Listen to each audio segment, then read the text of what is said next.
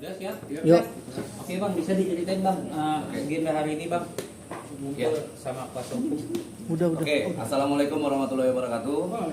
Jadi hari ini tanggal 27 Maret 2025. Pertama-tama kami ucapkan terima kasih banyak kepada rekan-rekan media yang telah hadir atas keingintahuan terkait dengan sebuah persoalan yang sebenarnya sangat penting sekali di dalam negeri ini. Karena hari ini bagaikan petir di siang bolong, kita mendapatkan sebuah informasi adanya kesesatan dalam penegakan hukum di negeri kita saat ini, yaitu di lokasi Bandung. Jadi baru-baru ini ada sebuah berita yang sangat viral, di mana ada seseorang gadis Ciamis yang mati terbunuh, yang mana dirilis oleh Polres Tabes Bandung yang menyatakan bahwa adanya satu hubungan sesama jenis yang katanya bertukar-tukar pasangan sehingga mengakibatkan kematian. Ditambah lagi hal yang paling mengejutkan yang kami dapatkan informasi bahwa baru kali ini di dalam sejarah di dalam negeri ini ada sebuah kejadian pembunuhan yang mana melibatkan 3 orang tersangka yang diduga melakukan upaya pembunuhan yang mengakibatkan hilangnya nyawa seseorang secara bersama-sama, akan tetapi 2 diantaranya ditangguhkan. Ini menjadi satu kesesatan dalam penegakan hukum, sehingga hari ini saya bersama dengan salah satu korban, merupakan kakak daripada korban begitu ya. Lalu bersama dengan tim kuasa hukum dari LBH Iluni, Ikatan Alumni Universitas Parayangan. Ada Pak Yopi, di sampingnya ada Pak Randy, ada Pak Samuel. Jadi kita saat ini bersama-sama di sini ingin mendengarkan bagaimana peristiwa yang sesungguhnya terjadi, karena di dalam press release yang dilakukan oleh Polres Tabes Surabaya Polres Tabes Bandung, banyak hal-hal yang sangat tidak ada persesuaian di dalam peristiwa yang sesungguhnya. Kurang lebih itu saja di awal. Saya akan serahkan ke Pak Yopi untuk melanjutkan. Terima kasih, Bang Pablo. Saya ditunjuk selaku kuasa hukum oleh korban, kakak korban, keluarga korban. Ya. Kebetulan dari keluarga korban ini membutuhkan pengawalan, ya, bantuan hukum yang menurutnya dia perlu sama sekali bantuan hukum untuk mendampingi di kepolisian, yaitu Polres Tabes Bandung. Ini kuasa sudah ditandatangani oleh keluarga korban, sekaligus dia selaku pelapor, ya, selaku pelapor. Ini tanda tangannya sudah. Ini kita dampingi oleh kuasa hukum sebanyak 23 orang. Ya. Nah, kemudian pelapor sudah melaporkan kejadian dugaan tindak pidana pembunuhan ini, ya, yang dilakukan sebagai pelapor adalah saudara korban, kakak korban, yaitu Hani Yuliani, ya, yang sudah dilaporkan pada tanggal 10 Maret 2025. Ya, ini sudah ada laporannya, ya. Namun sampai saat ini saya melihat belum ada perkembangan yang signifikan, ya, terhadap kasus dugaan adanya pembunuhan yang dilakukan oleh tadi Bang Pablo 3 orang tersangka, ya, di mana hanya 1 orang yang ditahan, ya, yang 2 lagi entah tahu kemana. Kemudian mungkin ini ada surat kematian dari korban pembunuhan itu, di mana ini ada satu kejanggalan di dalam surat kematian itu. Di sini dikatakan bahwa sebab kematian itu salah satunya adalah bukan penyakit menular, padahal menurut saya ini sudah jelas, ini adalah adanya dugaan tindak pidana pembunuhan. Ya, ini yang dikeluarkan oleh Rumah Sakit Salamun. Mungkin yang untuk lebih jelasnya nanti kronologis akan disampaikan oleh saudara rekan saya Randi, silakan. Oke, baik. Terima kasih Pak Yopi Gunawan. Baik, selamat malam rekan-rekan media. Izin, ini sedikit melengkapi. Betul tadi apa yang dijelaskan rekan senior saya Pak Yopi Gunawan, bahwa ada dugaan tindak pidana pembunuhan di Kota Bandung, tepatnya itu di wilayah Coblong atau yang dikenal itu wilayah Gandok kalau di Kota Bandung ya, itu dekat Simboloid, yang mana singkat cerita pada tanggal 8 Maret 2025 itu ada empat orang wanita yang berkawan nih, ya kan? 4 wanita yang berkawan, lalu mereka ini ada di dalam satu ruangan, di dalam satu ruangan kosan, ya, yang mana saat salah satu ini namanya Dibo, ya. Nah, Dibo ini adalah adik kandung dari klien kita, Bu Hani ya, dari klien kita Bu Hani. Nah, Dibo ini berpamitan saat malam itu tanggal 7 ya, tanggal 7 malam itu berpamitan setengah 9 bersama Nona F, ya, berpamitan bersama Nona F dari rumahnya untuk bermain atau mengunjungi tempat kos-kosan F, gitu loh. Yang mana saat itu di kos-kosan itu sudah ada terduga pelaku C dan terduga pelaku A, yang saat ini ditahan di Polrestabes ini hanya terduga pelaku A, begitu loh, ya. Sementara ada 4 orang di sini yang di dalam satu kamar. Dalam satu kamar 4 orang terjadi peristiwa pembunuhan, namun hanya 1 yang ditahan, begitu, ya. Lalu singkat cerita, ketika sudah berpamitan, subuh-subuh kakak korban ini mendapat berita dari F bahwa korban sudah kesulitan bernafas dan korban saat itu sudah berada di Rumah Sakit Salamun, gitu loh. Saat didatangi, ditanya oleh kakak korban, ini kenapa Dibo bisa begini? Ya, di situ kakak korban melihat ada luka tusuk di leher, itu vital, ya, itu vital di leher. Lalu penjelasan dari terduga 3 pelaku ini adalah Dibo ini dibegal katanya, begitu loh, dibegal.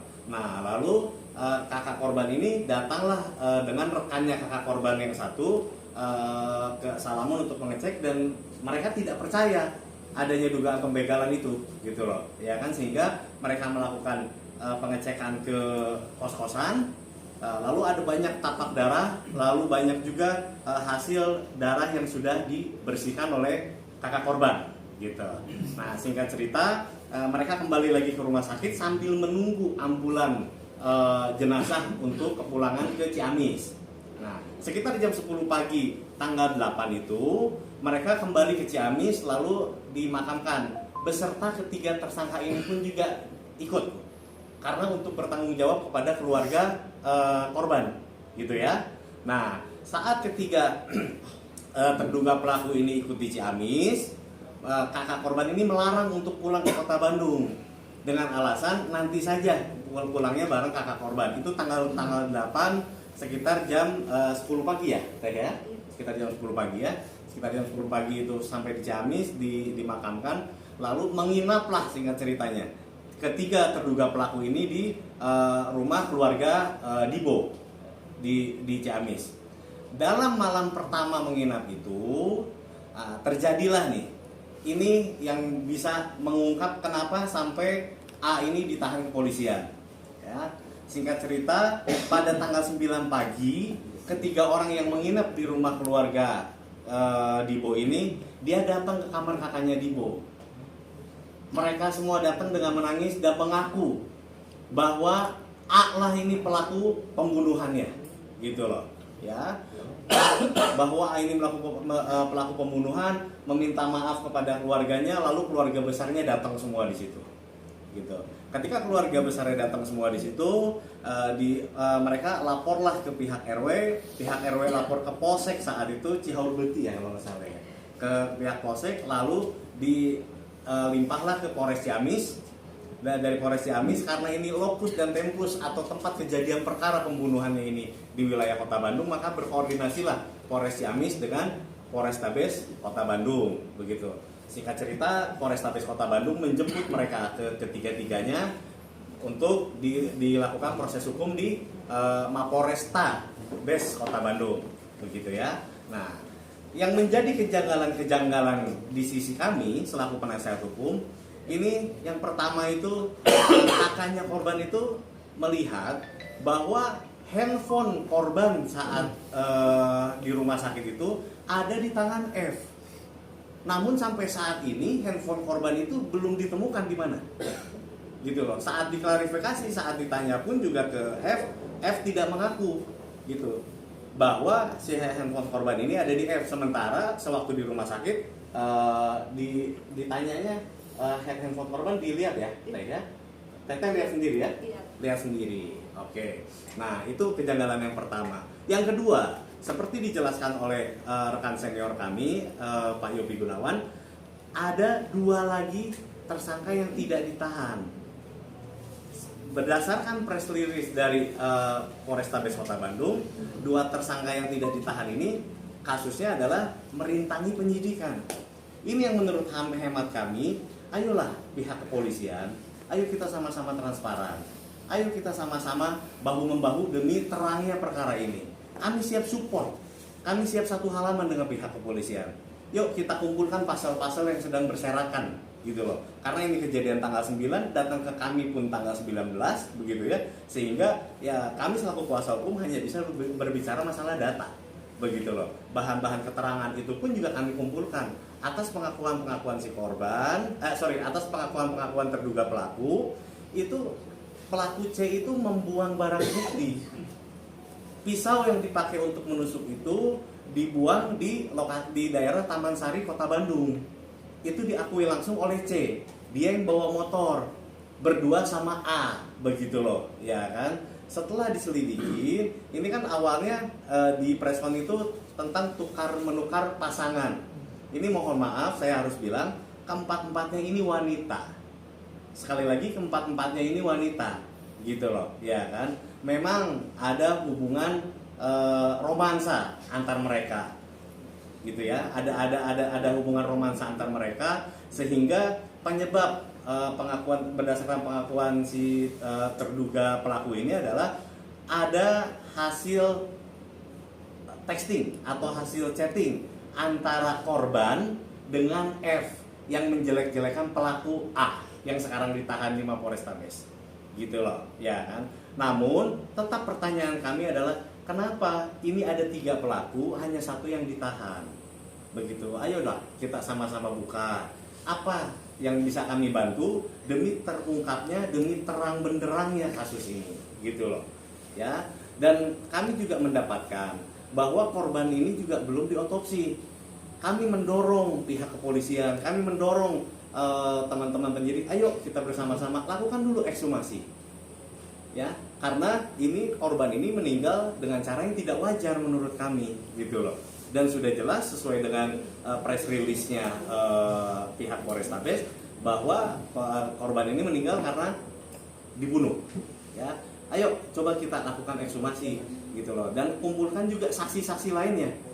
Ketika kuasa ini datang ke kami, yang pertama kami lakukan adalah melakukan gelar internal. Kami lakukan gelar internal, lalu kami lakukan investigasi mandiri. Ketika kami lakukan investigasi mandiri, kami menemukan 3 orang saksi yang belum diperiksa oleh pihak Polrestabes, yaitu Tuan O, Nona O, dan Tuan H. Tuan O dan Nona O ini mereka yang membantu mengangkat korban sewaktu terjadinya pembunuhan pada tanggal 8 dini hari, gitu ya. Tuan H ini adalah pemilik dari kos-kosan. Mereka 3-tiganya belum diperiksa. Kami tanya langsung waktu di lapangan, gitu. Mungkin itu yang dapat saya jelaskan, Pak Bro. Ada yang mau ditanya dari teman-teman media? Oke, Bang, ini kan pertama gini. Iya, karena gini, Bang. Pertama gini.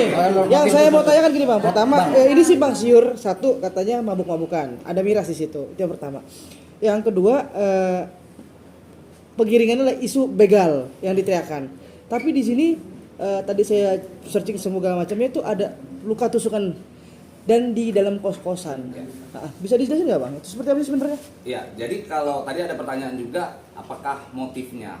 Nah, ini yang memang kami pertanyakan kepada pihak penyidik karena berdasarkan press release dari Polrestabes Bandung yang menyatakan bahwa adanya indikasi tukar-menukar pasangan. Sementara pada saat pengecekan pertama, pada saat jenazah dicek ya Teh ya, oleh bidan dan lain-lain, ditemukan bahwa Dibo almarhum itu masih keadaan perawan, betul ya? Ya, masih perawan dan tidak pernah melakukan hubungan-hubungan yang terlarang di dalam norma-norma agama. Selain itu juga dari pihak temannya ada Marta ya, dari temannya pernah mendapatkan chattingan bahwa ada ajakan-ajakan untuk melakukan hubungan tapi diajak cewek ya, telanjang dan lain-lain, dia kabur, dia tidak berani. Jadi sebenarnya hubungan sesama jenis yang katanya bertukar-tukar, yang katanya disampaikan oleh pihak penyidik, ini juga perlu kita pertanyakan. Benar nggak itu menjadi satu motif? Apa yang membuat para penyidik akhirnya berani mengambil kesimpulan bahwa motifnya adalah bertukar-tukar pasangan. Lalu terkait dengan apa tadi pertanyaannya, pembunuhannya dengan cara apa? Pembunuhannya dengan cara lehernya ditusuk dengan pisau, dicongkel-congkel. Jadi benar-benar ditusuk di leher, lalu ini sampai dagingnya keluar, ya Pak ya?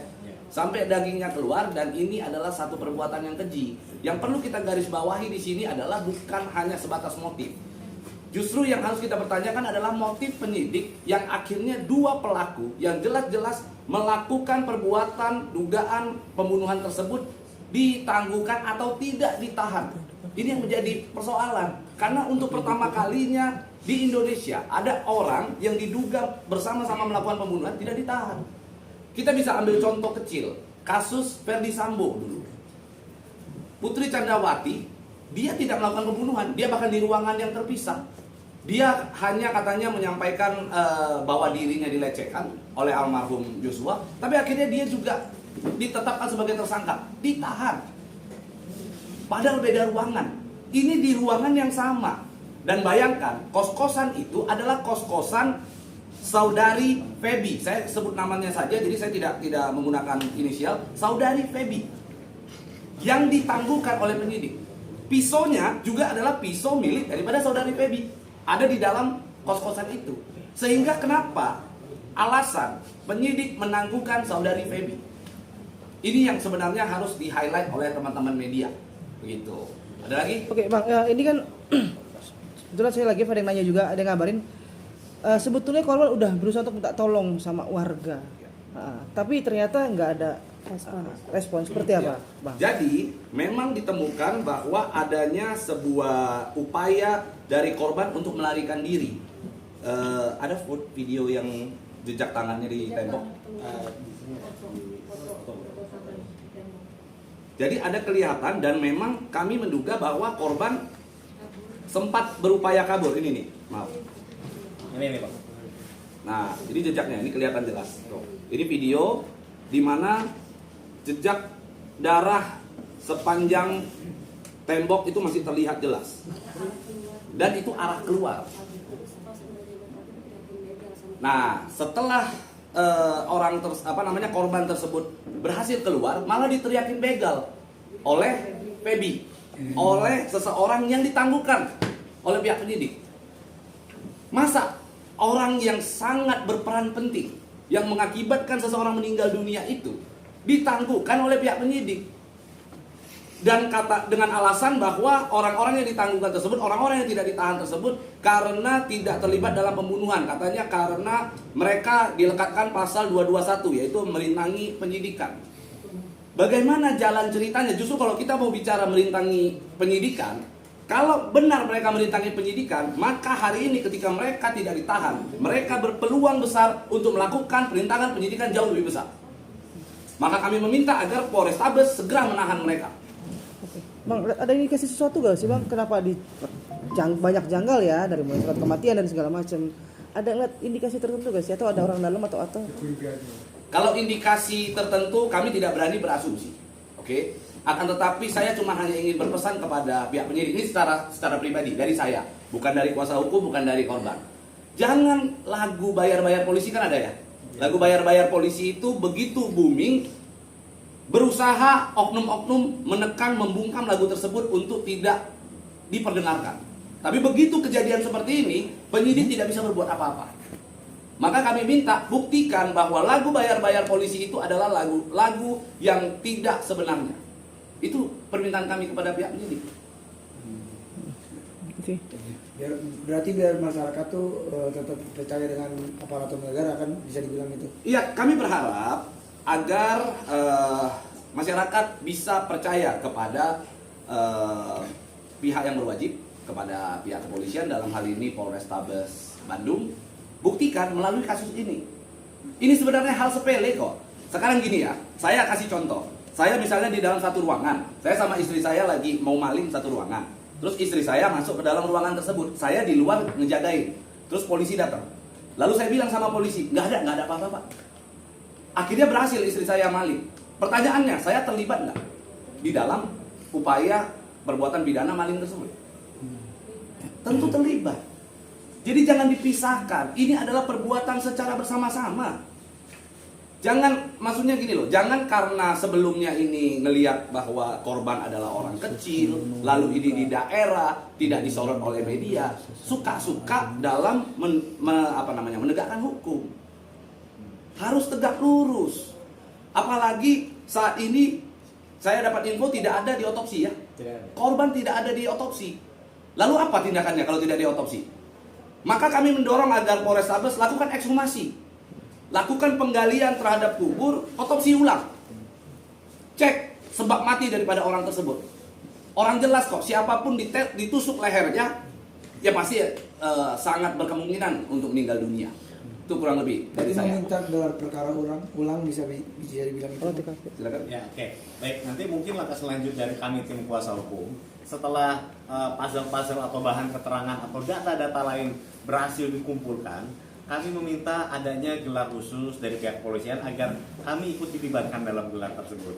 Ya, dengan tujuan sekali lagi, kami tim kuasa hukum ingin bersinergi dengan pihak Polres, ingin bersinergi dengan pihak kepolisian. Ayo kita sama-sama bergandeng tangan demi terungkapnya terangnya kasus almarhum Dibo. Ya. Bang, Bang, ini kakaknya bang ya berarti bang ya? Ini kadang-kadang. Boleh tanya ini kak? Enggak, ini kak. Korban sendiri dengan pelaku itu hubungannya apakah boleh tahu gak?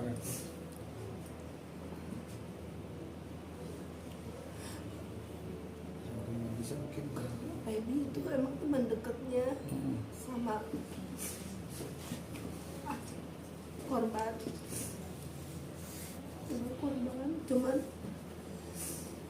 waktu pas posisi adik aku bukan orang yang baik, gak pernah neko-neko, selalu nasihatin teteh. Pas kena dia,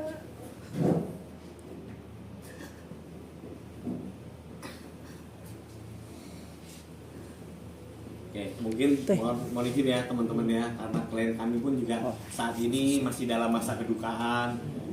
Izin mungkin kami bantu untuk menjelaskan bahwa memang betul dari keterangan dari klien kami bahwa F ini ada hubungan spesial dengan korban, gitu ya, dan C ini ada hubungan spesial dengan A, gitu bahan keterangan yang bisa kami berikan. Mungkin alasan Berarti ada mungkin faktor cinta segitiga atau gimana, ada kecemburuan atau ke arah situ bang mungkin bang?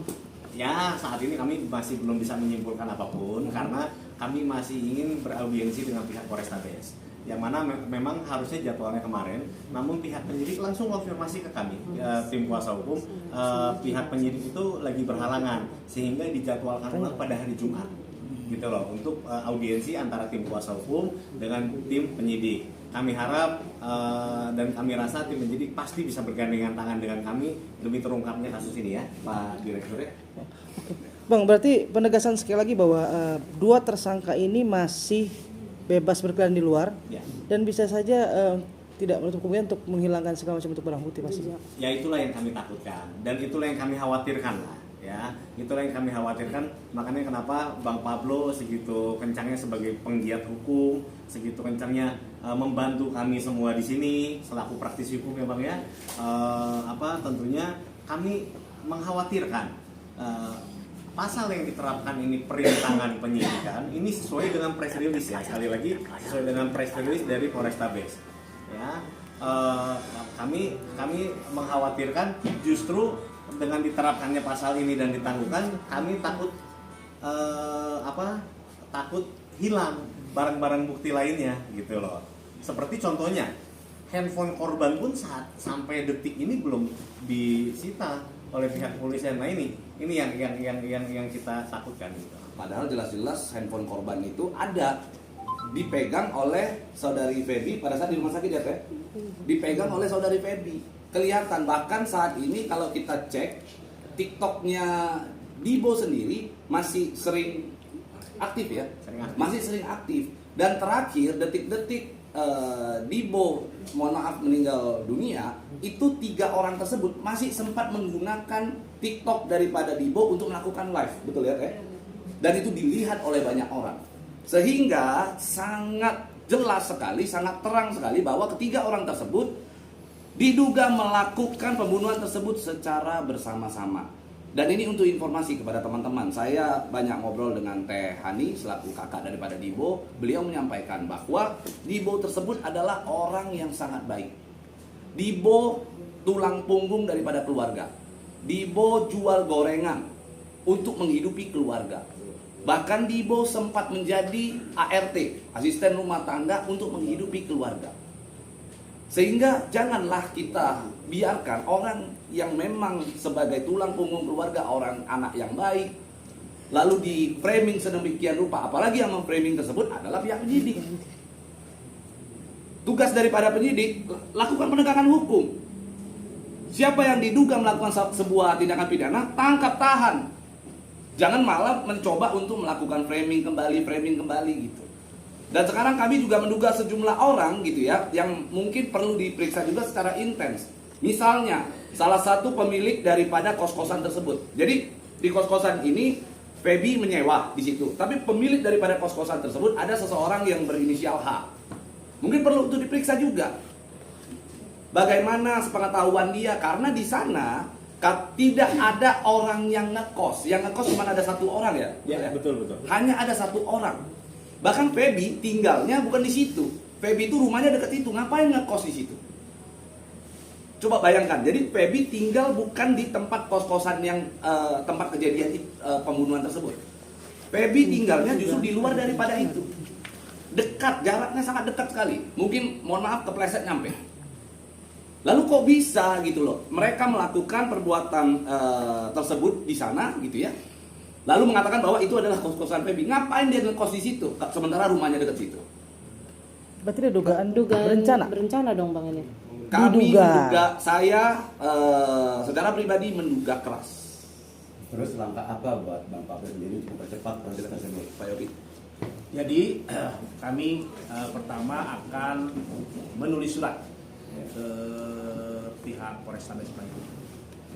Yang pertama adalah masalah ekshumasi ya. Kami minta agar segera di ekshumasi ya. Ekshumasi kemudian dilakukan otopsi ya, supaya jelas itu kematiannya apa. Yang kedua adalah agar HP yang saat ini dipegang oleh F ya untuk segera disita karena HP itu adalah milik korban. Yang mungkin itu semua ada di situ. Karena gini Bang, jangan sampai ada tersangka kerjasama dengan aparat. Nah itu dibalik ada sesuatu atau bagaimana, atau itu dengan saudara atau dengan peti atau apa, nah itu Pak gimana? Betul. Ya itu yang ketiga adalah saksi. Nah, kita akan meminta penyidik untuk memeriksa saksi-saksi, ya saksi-saksi semua yang kita sudah investigasi di sana, nah, untuk diperiksa. Dokter juga ya, termasuk dokter. Termasuk dokter. Yang saya tadi jelaskan tadi. Yang menerbitkan surat kematian. Ya kenapa ini dokter menulis surat ini? Hanya penyebabnya adalah bukan penyakit menular. Emang ini sakit orang ini. Udah tahu kan itu darah. Pembunuhan ditusuk Kan itu leher. jelas. Ya, kalau dia sakit, oke, dia bilang itu. Apa sakitnya menular atau tidak menular? Nah, itu kan ya. Nah, ini juga perlu di penyidik nanti untuk memeriksa dokter yang melakukan pemeriksaan ini. Ya. Bang, pelaku psikopat apa gimana bang? Serem juga cara ngebunuhnya bang. Ya kalau kita secara manusiawi ya, saya sebagai seorang manusia yang normal, jangankan membunuh manusia gitu, membunuh hewan saja nggak sampai rasanya di hati itu. Misalnya ada kucing itu kita tusuk lalu kita congkel-congkel. Di mana rasa kemanusiaan kita ketika melihat keadaan itu? Maka kami meminta agar masyarakat ayo ikut serta ambil bagian di dalam persoalan ini, kita kawal bersama-sama. Dan kami juga meminta kepada Bapak Kapolri, saat ini ada seseorang yang menjadi korban dari tindak pidana pembunuhan dan ini adalah keluarganya. Kami meminta agar Bapak Kapolri turun tangan, atensi terhadap perkara tersebut karena perkara tersebut banyak sekali kejanggalan. Kami ingin hukum benar-benar ditegakkan. Harapan Teteh bagaimana Teh? Seadil-adilnya dihukum yang tidak bersalah. Seadil-adilnya mohon kepada Indonesia.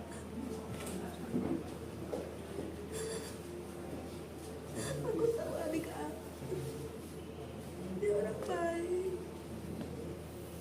nggak pernah macam-macam, nggak pernah minum, nggak pernah obat-obatan.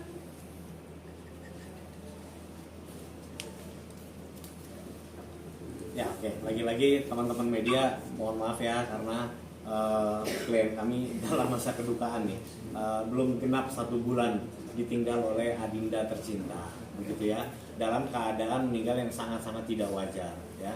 Mungkin sedikit tambahan dari saya, dari tim kuasa hukum, ayo tim kepolisian juga kami belum melihat nih tentang FAIR atau visum et repertum ya. Apa itu visum et repertum? Itu ketika korban itu dilarikan ke rumah sakit ya kan, kami belum terima nih data dari rumah sakit bahwa adanya luka tusuk berapa senti gitu loh ya kan, sehingga itulah nanti patut diduga seperti kata Bang Pablo menyebabkan hilangnya nyawa Dipo gitu loh ya, kedalamannya berapa gitu loh ya, dan juga barang bukti seperti pisau ya, seperti gagang pisau yang katanya sudah dipatahkan, dan berdasarkan pengakuan C itu dibuang di daerah Taman Sari di semak-semak gitu ya. Itu sih tambahan dari kami. Oke. Selain itu ada tambahan juga bahwa kita menyimpan 1 buah rekaman ya Teh ya. Ada 1 buah rekaman yang ini rekaman tersebut perlu untuk diungkap nantinya, di mana di dalam rekaman tersebut jelas sekali saudari Feby itu sempat mengatakan permisi untuk balik ke ke kosan untuk membersihkan darah. Katanya disuruh Bapak Kos ya, disuruh Bapak Kos. Maka Bapak Kosnya juga harus diperiksa. Semua harus diperiksa, jangan main-main. Ini adalah sebuah kejadian di mana seseorang hilang nyawanya akibat ulah dari segelintir orang. Gitu. Jadi jangan sampai ini dijadikan main-mainan. Gitu. Tapi di TKP itu ada CCTV kayaknya. Gak ada. Mau lihat ininya? Ada video lokasinya? Suasana kosan. Mohon maaf ya, itu tempatnya kayak kurang lebih kayak gudang-gudangan begitu. Coba.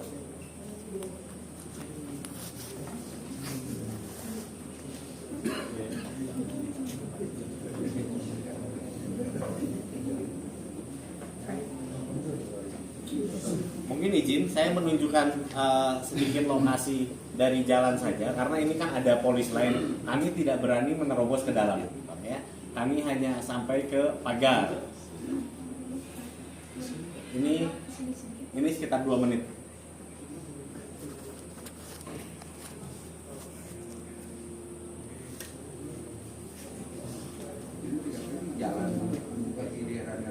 Ini pas pinggir jalan banget kos-kosan ini. Tapi masuk gang ke dalam gitu. Masuk gang ke dalam. Mohon maaf, ini kos-kosannya.